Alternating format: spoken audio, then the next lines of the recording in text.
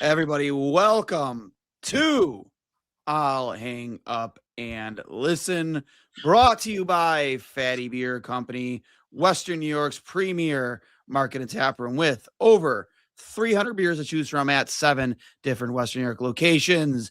If you need a beer, get on over to Fatty Beer. Let them know we sent you over at Two Goalies, One Mike, and of course, Extreme Discount Mattress with Western New York's finest selection of mattresses and adjustable beds, featuring the cool gel memory foam, two-sided mattresses, Tele latex, organic mattresses, Chatham & Wells, and of course, Scott Living, all for 1/3 to half the supposed sale prices anywhere. Stop in at any of their 7 locations across Western New York, or check out the website extrememattress.com. That is extreme with an X. If you're looking for more savings, check out the new closeout center at 1625 Walden Avenue in Cheektowaga, up to 80% off their already low prices. Save a fortune on one-of-a-kinds, closeouts, and floor samples. Get a quality mattress for literally pennies on the dollar. Extreme Discount Mattress. We sell mattresses for less, a lot less. And remember, you mentioned you're a fan of Two Goalies, One Mike. You get yourself a free mattress protector with any purchase of a mattress from Extreme Discount Mattress. So don't forget to mention you're a fan of the podcast, and they'll take care of you. Hurls. Still don't have a voice. I've had a voice for like 2 days. My second, I had to make sure I was in the house this game tonight, given what happened last time when I was also there. And it did not disappoint. I kind of fully expected we weren't going to get, I think we even talked about it. We probably weren't going to get the same type of game as last time, given what was at stake in this game. But still a very physically demanding game. They definitely did not disappoint with the physicality. I thought it was a little bit of a rough show. I think the refs knew what they were getting into, and they nipped a lot of things in the bud as quickly as they could, so things wouldn't get out of hand. Your immediate thoughts? It was the biggest game of the season, and yet again, the Sabres beat the Lightning when it mattered most. They've won 3 of 4 against the Lightning, but people forget that first game at the beginning of February, they had the lead in the third period, and they gave it up. It was a Darren Radish goal from the point, I think, on the power play, and then they lost in overtime. So very well could have taken 4 of 4 against one of the best teams in the league in the second half of the season, along with the Sabres. I think the Sabres match up really well against the Lightning. I'm actually seeing that comment in one of our super chats. We have 2 $5 super chats right now. So we're going to hit those right in a second. Don't you worry. I know I already saw one of them was Rakeem Davis, who's always our guy hammering that super chat. So our guy, appreciate it. But is our guy. Mean, the one that I saw was love seeing Tampa fans be babies. I do too. I want Tampa in the playoffs. We match up well. And I think we do match up well. The NHL Network broadcast, which was exclusively showing the game tonight, at least in my area, was talking about how people are comparing the Sabres to the Lightning. And that is such, as a hockey team, such a good compliment for the Sabres, given what the core of this Tampa Bay Lightning team has done over the past, even like 12 seasons. If you go back to like the Tyler Johnson years at the beginning of the Victor Hedman run and the Nikita Kucherov run and Andrei Vasilevsky in like 2015, this team has been so good for so long. And a lot of these guys are still there at the top of their game. I was talking to a friend earlier. Nikita Kucherov is still a top 5 player in the league and likely the best player at his position at left wing in the league. And he is still dominant. And for the Sabres to be compared to that type of team and to go to toe-to-toe with a team like that really shows you where this team is right now and where this franchise, the level that they have gotten to in the past 4 months alone. Since December 9th, now it's April 6th. In less than 4 months, the Sabres have gotten on the plateau of the Lightning, and that is just unbelievable. Yeah, and listen, they took 7 out of 8 points. They're now tied for the lead in the division. They're 2 points ahead of Montreal. Would you agree that the Sabres are in the driver's seat right now? I mean, the Lightning still have a game in hand. So I would say that I would never. We own the tiebreaker with the 2 of them, I believe. For sure. And that's helpful, but they technically still have a better points percentage. So I wouldn't consider the Sabres to be in the driver's seat per se. I think they need to win. So there's 4 games left. I think they need at least 6 points, probably 7, to put themselves in a really good position to win the division. The Lightning have 5 games left. Let's see what their schedule is, because I think it does depend upon who they play and what types of teams are going to be in this. So on Tuesday, actually tomorrow, they're on the road in Ottawa, a desperate team on the outskirts of the playoffs. Thursday is going to be a confusing game for many people, but they will be on the road in Montreal on Thursday. Saturday on the road in Boston, another team on the play in at the edge of the playoff picture. They're currently kind of comfortably in the first wild card spot, but still will be desperate. Who knows if Detroit will still be in it a week from today? They'll have Detroit at home, and then they get a softball against a Rangers team that's actually been playing well recently to end the season the same night that we play the Stars. So we will know by then, by Wednesday, April 15th, what we will have to do in that game against the Stars to potentially win the division. But up until that, they need to keep winning because given the game in hand, I can't comfortably say they're in the driver's seat. Yeah, and listen, we kind of been talking about this for a few weeks now, right? Like this is going to come down to the one last game or two to figure out where we're going to place. That's how difficult this division's been all season long. and let's be real, the fact that Buffalo was able to claw their way back to where they are now, considering where we started back in October and even early November, that makes a season like this even more special, even that much more impressive, Hurls.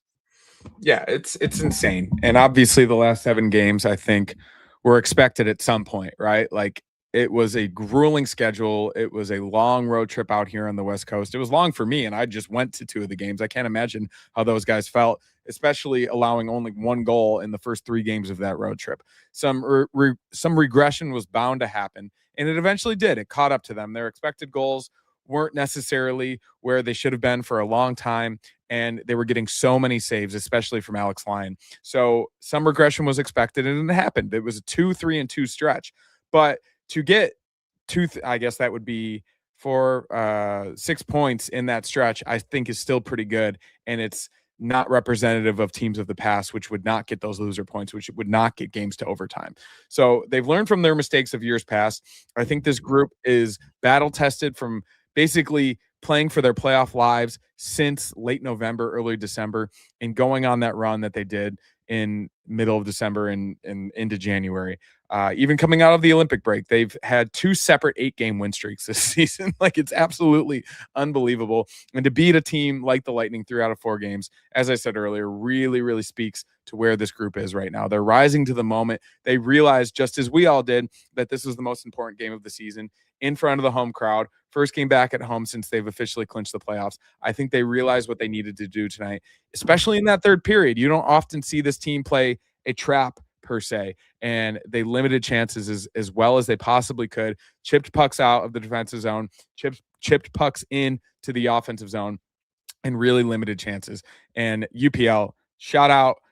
We can talk about his entire game, but especially on the Jack Quinn empty netter, playing the puck, getting it over to the defenseman who eventually got over to Jack Quinn to get the empty net goal. That is a high IQ goalie play, not freezing the puck in that situation and getting a face-off in the offensive zone. That is a really, really smart play by UPL, and it just speaks to where his game is. Yep. And we just had his super chat up, Rakeen Davis, a couple clicks for both you, excuse me, and Nicholas DePerno. Thank you again for the super chats. Did you hear the crowd chanting, "We want Hagel"? It was it's funny because I originally thought it was "We want Tampa," and I think a lot of people did. And then I saw a few accounts say that it was "We want Hagel," which is just unbelievable. Yep. So don't worry, guys. We're gonna get the chats. We're not just focusing on super chats, but we got to show those guys love when they kick into the kitty, so to speak. But a lot of milestones tonight. You have Dahlin reaching 70 points, second year in a row, Alex Tuch hitting 30 goals, and one that got slept on a little bit. Jack Quinn with 50 points. And like you mentioned earlier, I think you said 2 assists away from tying or breaking Randy Robert for most assists in his career. Right? Fifth in Sabres history. Yeah, 1 assist away. I think 1 assist away. 330, which would be tied for 5th most in Sabres history. And I think people forget that Rasmus Dahlin is 25 years old. He turns 26 next week, actually a week from today. But that's insane. to have the 5th most assists in Sabres history as a defenseman at 25 years old is remarkable. And it really speaks to how good he is. And he, especially tonight, was dominant. And I really think he has an argument for being a top 2 defenseman in this league right now.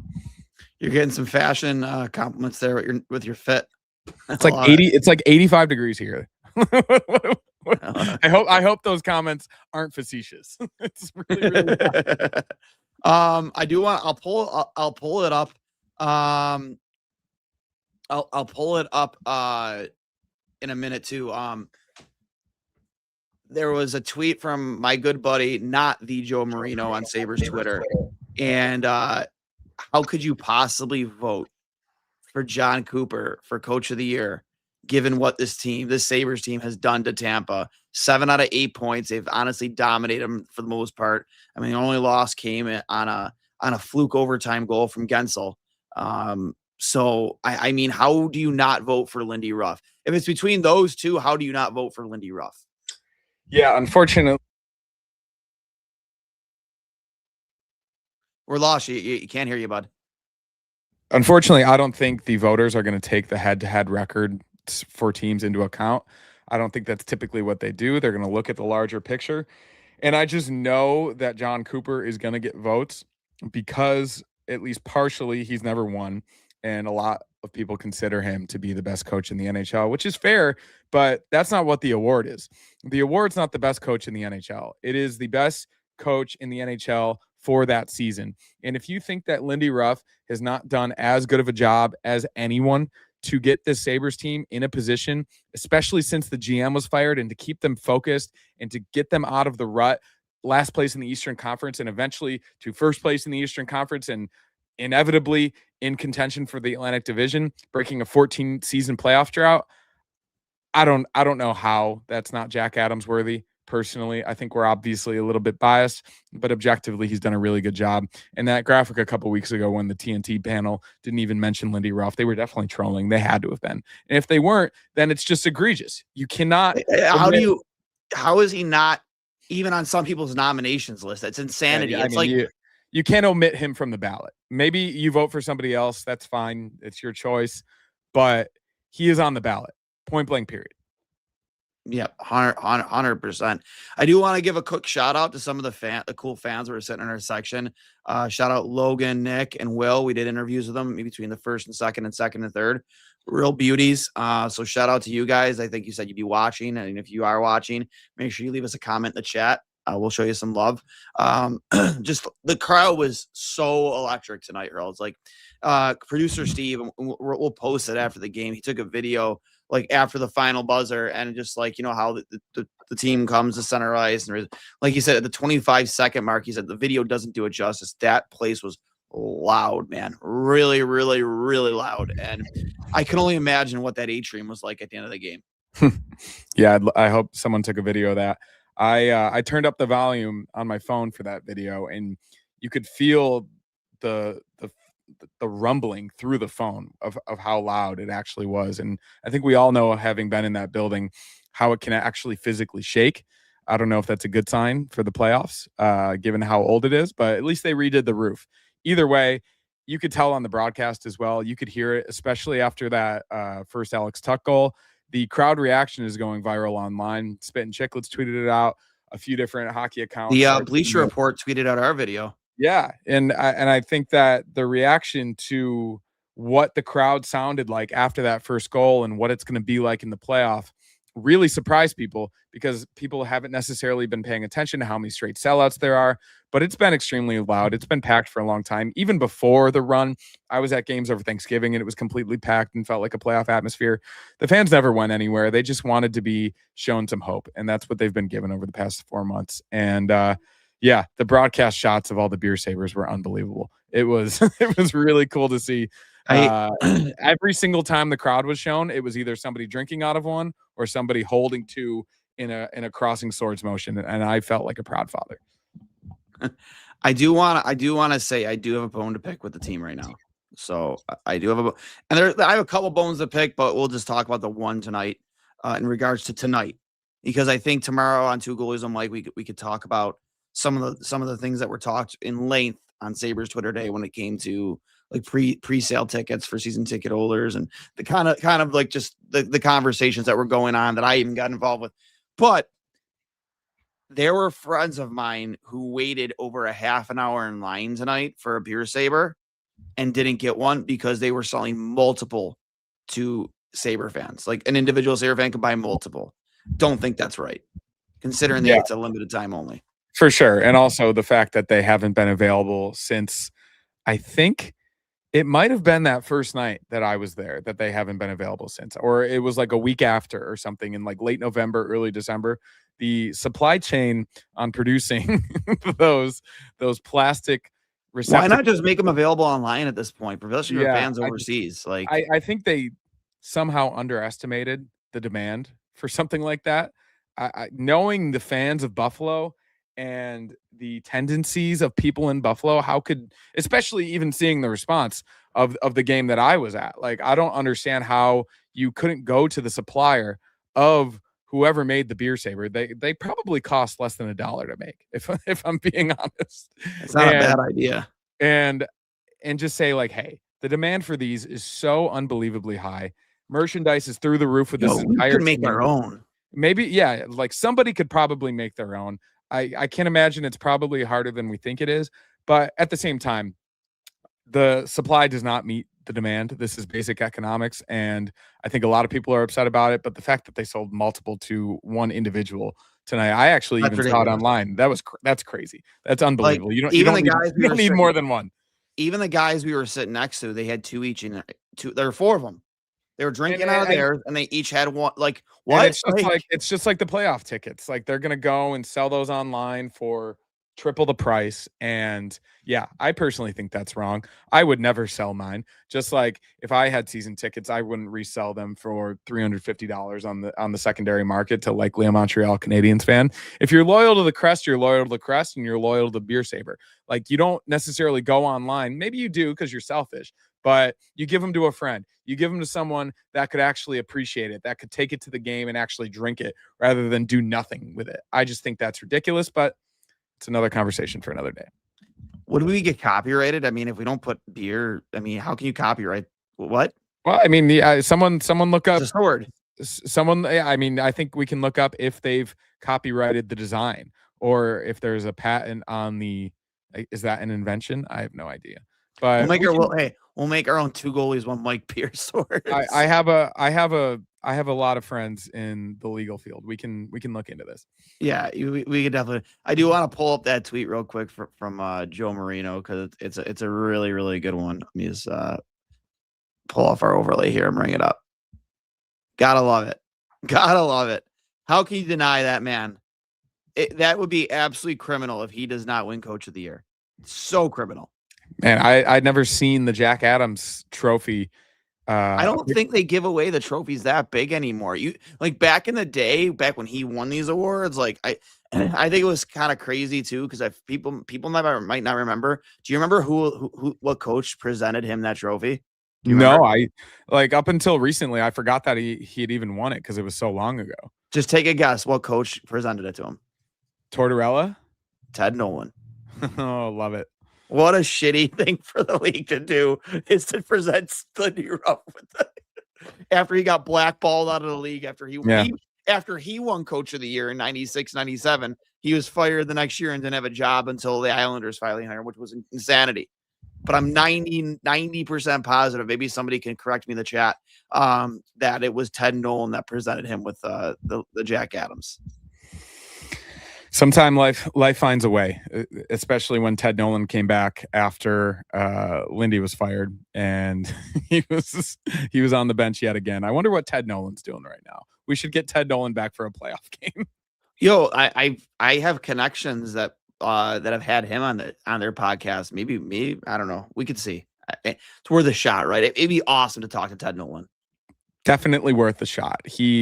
Even in that short stint, he came back to coach the team. I think he is part of the drought lore, and he is a fabric of the Sabres organization. So yeah, I hope he somewhere is enjoying this run as much as we are. We got a really good idea here for our name. Two goalies, one beer saber. That's really good. I like that a lot. I like that a lot. I really, really like that. We will give full credit if there's no way, there's no way that we could get this done in time. Oh man, that'd be great. Yeah, I mean, if you know, the hamster wheel is rolling right now. I mean, it's plastic, right? So if you know anybody in plastic production or large scale production like that, then DM us. Yeah, if anybody knows anybody, like we'll great percentage of sales. It could even be a mini one. Like we can do like what do they call saber shots? Yeah, your saber shots. Yeah, or it's not a bad idea. Like nunchucks almost, like the small swords that like either way. Like there's possibilities. Keychains. Yeah, I think the little shot glasses could be cool. And that would honestly cost way less and probably be easier to produce. So if anyone has any connections, please let us know. Hit us up. We will give you full credit, and we'll even, for 1% of our company, we'll give you a $1 million investment. How about that? You guys should produce a beer. Connor has never seen any movie. Wait, what? Should produce a beer. Connor has never seen any movies. Can you rewrite that? I mean, I don't know what the point was there. Beer katanas. There we go. Or two goalies, one beer katana. But I like the other name, man. That's a really, really good name. Two goalies, two goalies, one beer saber. Yeah, I mean, yeah, that was one of my favorite moments from this season. That first night, and I didn't fully drink all 9, but I think I had about 7.5 that night. So one of the guys I interviewed, he remembered you from your info. He obviously heard the podcast, and we were talking about it. He goes, "Yeah, that's the one with the guy with the beer saber, right?" I'm like, "Yeah, that's him. It's Connor Hurley." I definitely did have 9 beers that night, but not all 9 were out. I did tell him you spread it out sporadically. You did not drink all 9 at the game. Yeah, and exactly. And I did my best to honor my commitment to getting 1 beer saber per Sabres goal that night, which you have to do if you put that out into the universe. But yeah, I think it's a really cool thing. I hope we see them for the playoffs. Cool thing that some people don't know is that they allow you to bring one you purchased already back into the stadium. So if you already have one, you can bring it back for future games and for the playoffs. I wasn't sure about that because technically it's like kind of a weapon, but it's not the weapon that they took away from Alex Lyon, at least, which he did speak about last week. And he said that he's not sure that's the reason they took it away in the locker room, him unsheathing the sword after his first win. But he says he's also not positive that it's not the reason. So there's a chance that they took it away because he unsheathed the sword, which is unfortunate. We can start that conspiracy theory. Well, he says like nobody's ever told him. It just disappeared after that game, but that's definitely the reason. Somebody was going to get hurt. Yeah. If that became a thing like that, and he had the wild eyes while he did it too. He had the goalie wild tongue was out. I mean, it was a very goalie thing to do.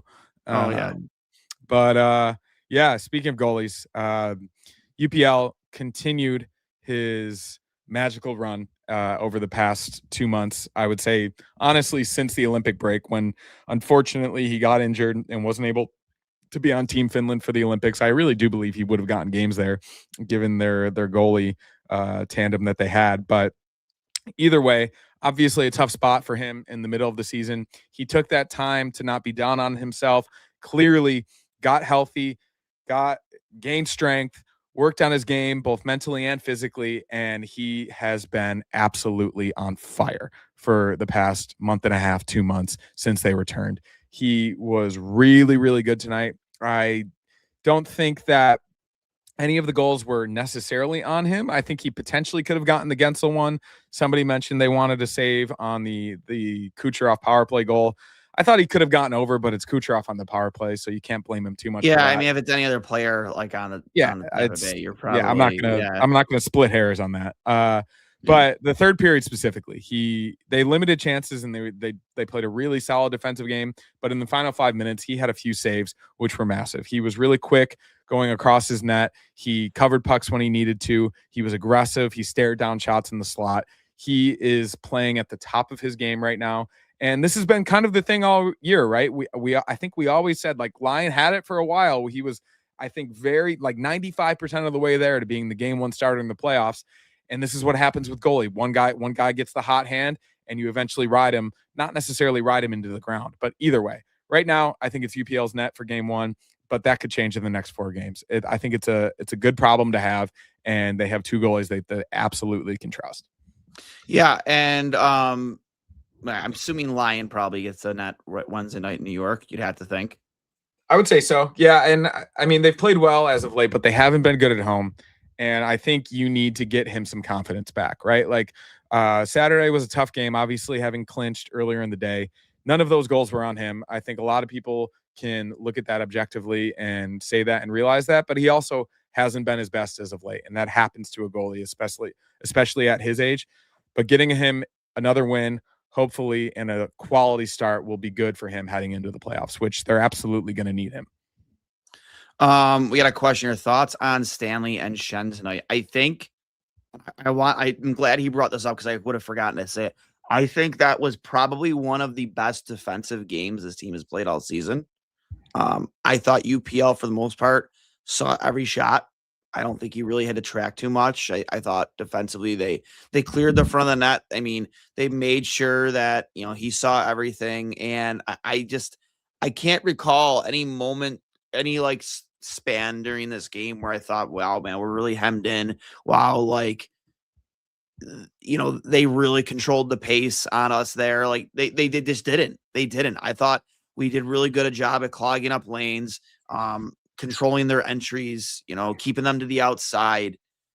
I thought that was one of the better, if not the best, defensive effort they had all season. And in a must-win game against a team like that, with a goaltender like that, you couldn't ask for a better defensive effort. And I think because of tonight, you will see Luke Stanley and Luke Schenn again.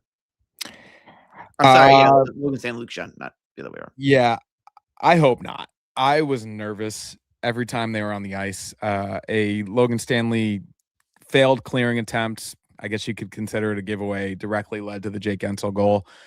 Luke Schenn was +1. He is so slow. He is so unbelievably so slow, and that makes sense given that he's in his 18th NHL season and he's been on 65 different teams and he's at the age he's at. I just think that tonight they were out there specifically just in case it got really ugly, which it had a chance to at multiple different points. I would say that compared to the last game, it obviously was extremely tame, but I think that is specifically the reason they played tonight. And I don't think I would be alone amongst Sabres fans in saying that we would be more comfortable with a Metza Kesselring third pairing than we would be a Logan Stanley, Luke Schenn pairing in the playoffs. I think you could potentially dress one of them. You have them as insurance. That's the reason you brought them here in the first place. But the moments they were on the ice and the way that they handle the puck, especially in their zone, were unnerving for me. I just think that it's not necessarily the best possible pairing, potentially if you evened it up down the defensive lineup. But yeah, I don't necessarily love it. And I didn't really love their game tonight in a limited showing. Have you seen a picture of Stuart Skinner's eye? I haven't yet, no. Okay. You need to go look. Like, you need to go look, man. He had an eye injury. Like, can somebody in the chat tell us what this is all about? Because I'm not that I was paying attention. And then God. Dude, I got to bring this up. This is insanity. Does anyone know? By the way, for anyone who knows Ty B, this guy looks just like Ty B. It's insane. But like, I got to bring this up. This is nuts. Can anybody in the chat figure out what that's all about? It looked like he got punched in the face by Ivan Drago from Rocky IV. Not that you have any idea who the fuck that is. I do know who Ivan Drago is. Okay, well, at least there's that. That might be the worst black eye I've ever seen in my life. God, how did that happen? Like, what happened there? Oh my God. Hold on. I'm bringing this up here in a second. This is nuts. He must have gotten hit by a puck in practice or something. It must have gotten through his cage. Yeah, it sucks. I wanted to go Sunday, but if Or I'm not maybe right, a stick or a butt end. Like, I don't know, man. go out there and hurt us. Gosh, that is really, really crazy. It can happen. I would say, especially with a cat eye cage, it's not completely foolproof to stop something from going into that type of cage, whether that was a puck or a stick. So, yeah, that doesn't look good. Yo. And if it's a non-hockey related injury, that is even crazier. Especially at this time of year when he's been playing so well, and in the context of that trade, having traded Tristan Jarry 1-for-1, and Tristan Jarry's not doing that well, and all of the bad press and criticism he got in Edmonton, being a kid from Edmonton, that would be wild if he wasn't able to play in the playoffs because of something like that. I'd be really interested to hear what happened. That puck came up out of play. Oh, is he on the bench and he got hit in the eye with a puck that way? He was on, yeah, that's what I'm seeing. He was on the bench and he just got hit with the puck in the face. Holy fuck, man. Even worse. Caught me, Mick. Caught me, Mick. That's what that looks like to me. Oh my God. Is that a Rocky quote? Yeah, from the very first is it for Rocky 1 or Rocky 2, where his eye looks just like that and he can't see out of it. And he just like, Mick, caught me, Mick. Caught me. His because it's illegal, I'm pretty sure, and they cut his eye so like the swelling goes down and he can see out of it because he couldn't see out of it at all. Gosh, that's nuts. That's gnarly, yo. That is. Yeah. I mean, he's a hockey player, so I think he'll heal up and he'll be in there as soon as possible. But probably the worst possible injury, not named a groin injury for a goalie. An injury to your eyesight is problematic, to say the least. Ask Carter Hutton. Yeah. Our boy. Shout out Hutton. Somebody I was gonna try and get because we're working on some the best of the worst, like a bracket for the drought moments, and I'm working on it with a couple other podcasts. Something fun to do for us, like count down, like kind of rank the worst moments, the best of the worst moments from the drought. And one of the remember the Sabre report iceberg, and Carter Hutton not being able to see the puck was one of them, and we thought about inviting him on just for that and have him have to pick that moment. Where does that rank for you, Carter? You not being able to see the puck that year. I don't know how willing he'll be able to do that, but he seems to have a sense of humor, and for sure, he's got a good personality, so maybe he will. But 5 games left. I mean, in terms of the goalie breakdown, I would imagine what happened during practice too. By the way, they're saying it happened during practice. Oh gosh, even worse. Oh my God. So I think we'll probably see Lyon on Wednesday in New York. You've got Columbus on Thursday, back to back, back at home. Probably get UPL for that. 2 days later on the road in Chicago, could be either or. Probably Lyon if I had to guess, and then at home against the Stars to finish the season on Wednesday. And if it's being reported as it has been that the first playoff game is going to be Sunday the 19th, that would give 3 full days of rest before the first playoff game, no matter if it's at home or on the road. So depending on who's going well at the time, provided no injuries, I think that's an ample amount of rest for either guy. But at the moment, it's UPL. But I think as we've seen all season, that pendulum can switch at any given moment. And I feel confident in both guys. And I think it's important to give Alex Lyon some confidence in the next few games here. Yeah, I mean, for all you know, he could pitch like a 30-save shutout on Wednesday, and then Lindy's like, well, And he's shown that he responds to adversity really well, and he's talks about it, and he says it motivates him. And I think this is a really good sign for UPL because his biggest problem has been consistency. It has been bouncing back from bad games.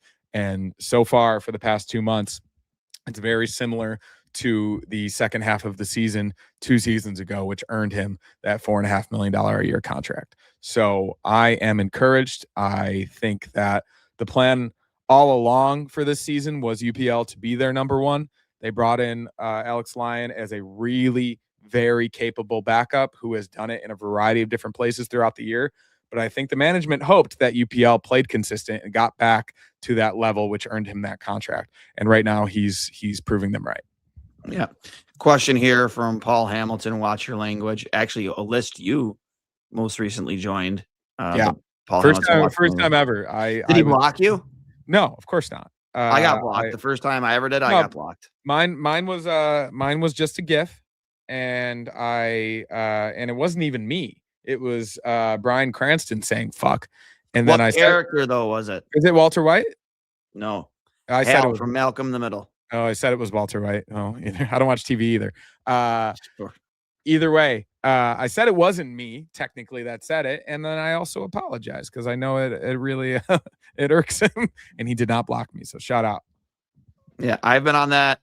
I remember it was the year we had Victor Antipin, and obviously like my take was kind of wrong going back to him. Remember when we signed him, he was like the best defenseman in the KHL.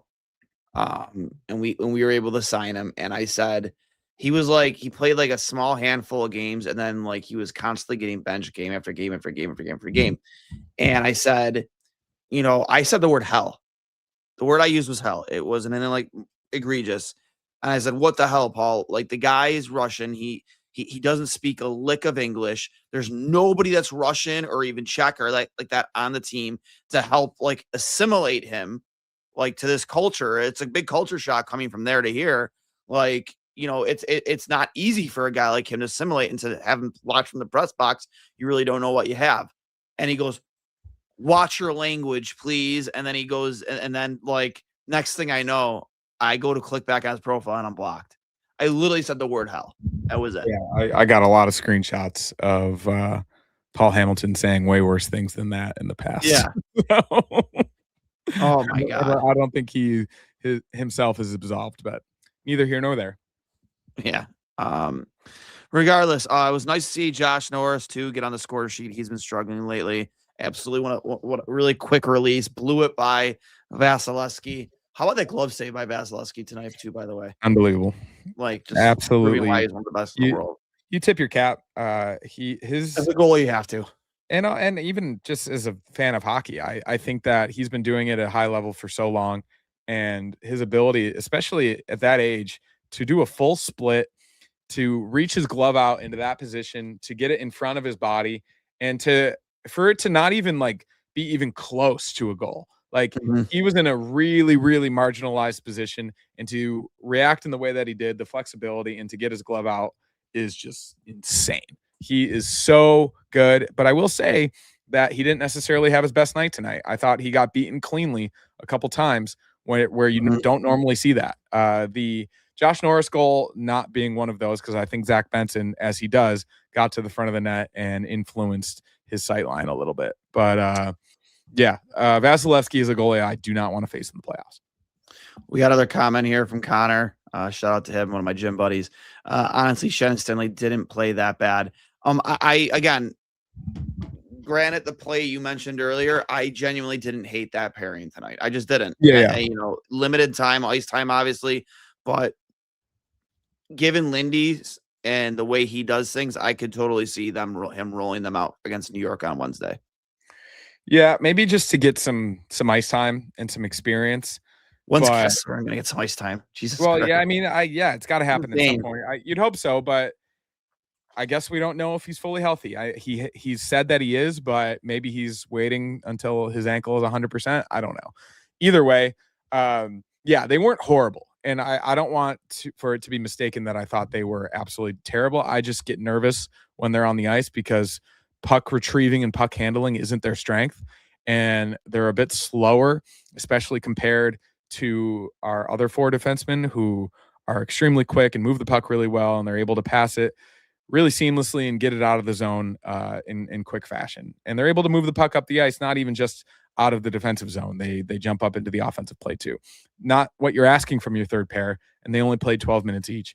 But I just am extremely nervous when they're on the ice together, and maybe that's my problem, but I don't think I'm the only one. No, I mean, you're not the only one, definitely not. I think Logan Stanley for the most part, I mean, I don't know where I'd rank this on the games he's played for Buffalo so far. Like, is it his best? Is it the worst? I thought, like, for the most part, I didn't notice the only time I noticed them was that first scrum where they were both on the ice in the first period, and like Luke Schenn skated in there like a bat out of hell, ready to throw rights and lefts. But other than that, I didn't notice them, and that's not necessarily a bad thing. Yeah, I guess that's a good thing to say about a guy, right? Like, I think the standard has been low. He's made some tough plays in his games he's played for the Sabres, and I think there's a perception of him now, and there's a reputation that he's created for himself, given his numbers, even with the Jets, and the way Jets fans have talked about him, right? Like, this isn't just come out of nowhere. Like, his numbers weren't great coming in, and I think that was part of the reason people were a little bit upset that they gave up as much as they did. Isaac Rosian is one of the top prospects in the organization, and they had to part ways with him to bring Stanley in. You would want more production, especially offensively, but he's also not playing enough to get that type of production as he did on the Jets. So he's probably going to be in the playoff starting lineup. I just prefer that it would be Metsä or Kesselring.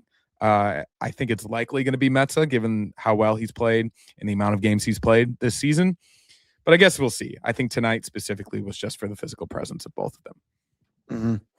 Mm-hmm. Alex Puck asked earlier. I think he said he's going to Newport Beach. He wants suggestions from you on what there is to do there other than go to the beach. There is a place called Javier's. It's a really good Mexican restaurant. Josh Allen actually lives down in Newport Beach. He is a member at the Laguna Niguel Country Club, and he frequents a place called Javier's a lot. Really, really good Mexican food. So try to check that out if you can. There's a few bars. I would have to get the name of them. I've only been down there a few times, but the beach is amazing. If you get to Laguna's really cool too. That entire southern coast area of Orange County is just absolutely beautiful. There's a reason like 5 reality shows were made about it. So yeah, it's a really, really nice area. Mm-hmm. Yeah, I've been to Cali a couple times for work. I've been to Corona. I'm not sure how far Corona is from you. It's where our headquarters is, but always fun to get down there. Hot as shit. We're actually going to Vegas at the end of this month for our national team meeting, which I'm super pumped for. But kick it back to our sponsors. Shout out again to Fatty Beer Company, Western New York's premier market and tap room with over 300 beers to choose from at 7 different Western New York locations. If you need a beer, get on over to Fatty Beer. Let them know we sent you over at 2 Goalies, 1 Mike. Please make sure you keep an eye out for more. And I'm sure you all saw the tweet yesterday. I think we quote tweeted Buffalo Sports Talk because there was talk about how the Sabres are only doing watch parties for home games. Well, Fatty Beer Lancaster is doing watch parties for the away games, and that tweet got a lot of love. Especially we even got a quote tweet from the Labatt's main page, which is pretty cool. But from the sounds of it, from the looks of it, from that tweet, it looks like there's going to be a really good turnout. They're going to shut down all of Main Street in the village of Lancaster. They're going to have a giant screen at the end of each street for this watch party. Obviously, this is weather permitting and start time permitting. Yeah, as long as those two things align, it's going to be a blast. You're going to have street vendors. I think 26 Shirts, who is now carrying, if you haven't checked it out yet, 2 Goalies, 1 Mike has their own team store with 26 shirts. Please make sure you check it out. I'll pull up the different designs here in a second. But I think they're gonna have a table down there selling swag. There's gonna be a lot of food trucks, and just there's a lot of cool restaurants down there too if you want to pregame at Fatty or Scoobs or places like that. Just great food and great beverages all around, and just great vibes and atmosphere. If you're looking for somewhere to watch it, want to get to a watch party for an away game. So keep your eyes and your ears open for more information regarding that. And of course, Extreme Discount Mattresses with Western New York's finest selection of mattresses and adjustable beds. They have 7 different Western New York locations. You can find them at extrememattress.com. That is Extreme with an X. They also have a new closeout center at 1625 Walvin Avenue in Cheektowaga. They'll do 80% off their already low prices on one-of-a-kinds closeouts and floor samples. You get a quality mattress for literally pennies on the dollar. Extreme Discount Mattress. We sell mattresses for less, a lot less. Remember, you get yourself a free, yes, I said free mattress protector with the purchase of any mattress from Extreme Discount Mattress.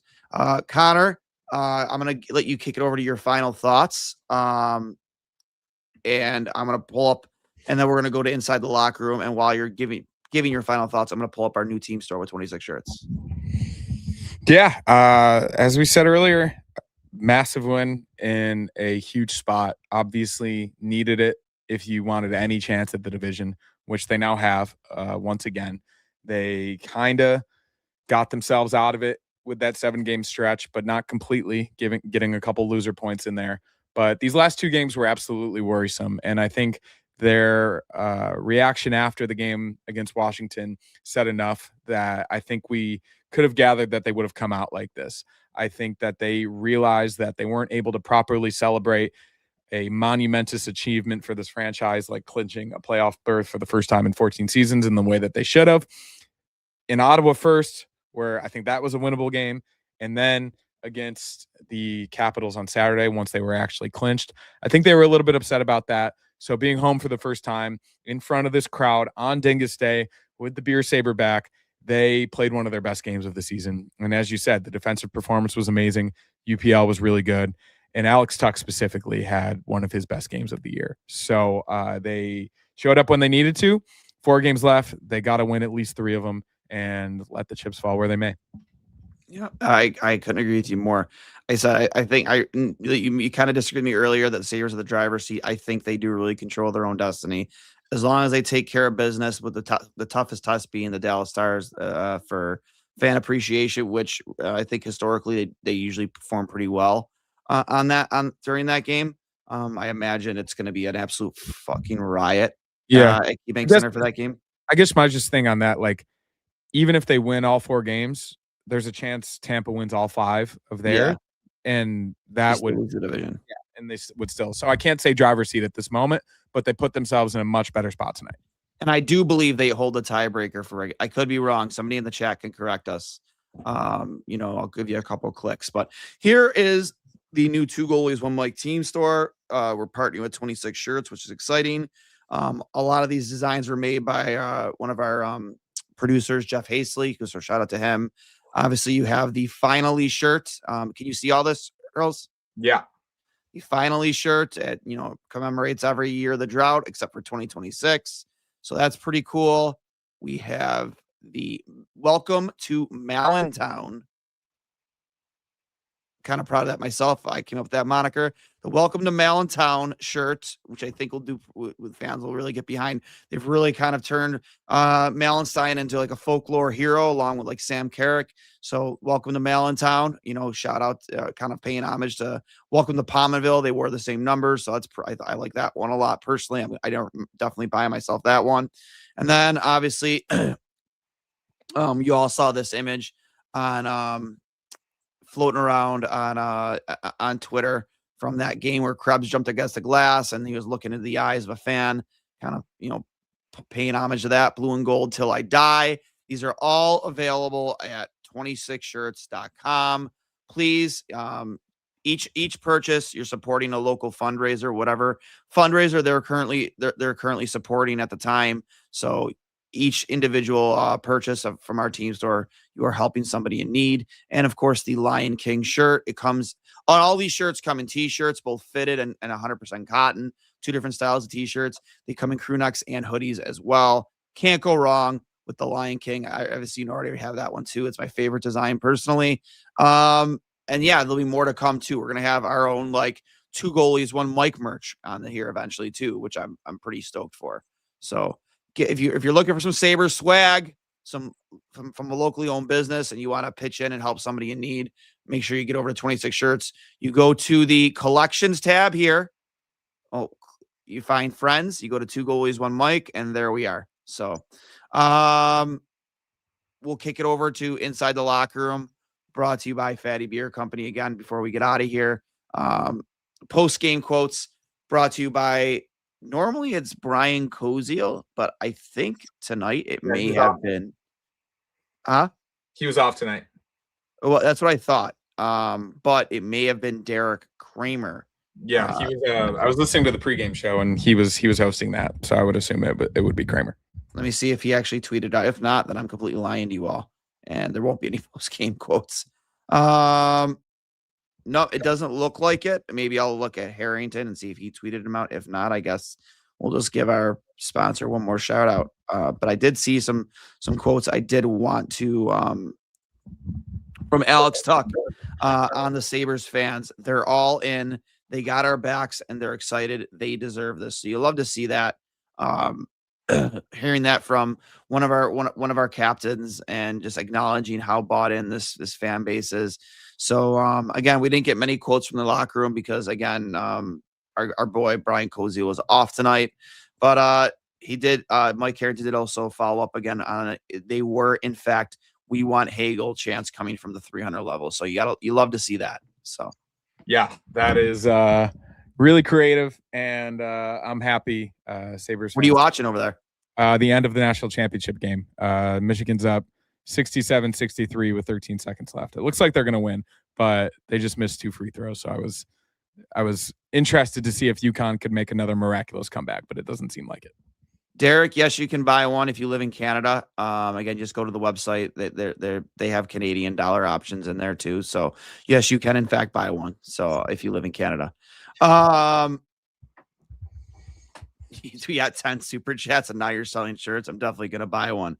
I hope you guys do, man, and appreciate it. And we'll show you guys some love. Maybe tweet us out some pictures of you guys wearing the merch, and we'll show you some love on Twitter or Facebook or Instagram. We appreciate all your support. If you've enjoyed this podcast, if you're audio only, we are on Apple Podcasts, Spotify, wherever you get your podcast. If you're following along on Twitter, you can find myself at DuaneS39. You can find my co-host Connor Hurley at CHurls13. He's closing in on 3,000 followers, so show him some love. You can find us at 2 Goalies 1 Mike. That's at number 2 Goalies, number 1 Mike. And if you're watching along on YouTube, it's also those same handles for Instagram. If you're watching along on YouTube, you can find us at 2 Goalies 1 Mike. Please smash that like button for this episode. It helps us a lot. And if you're not subscribed already, please subscribe, hit the bell icon, turn the notifications on. So you know when we go live, and we can all interact with you guys. Every time we go live, we see some brand new people in the chat. It's always cool to see that. So do what Landshark says, smash the like. So we'll talk to you guys later. And as always, go Sabres. We'll talk to you later.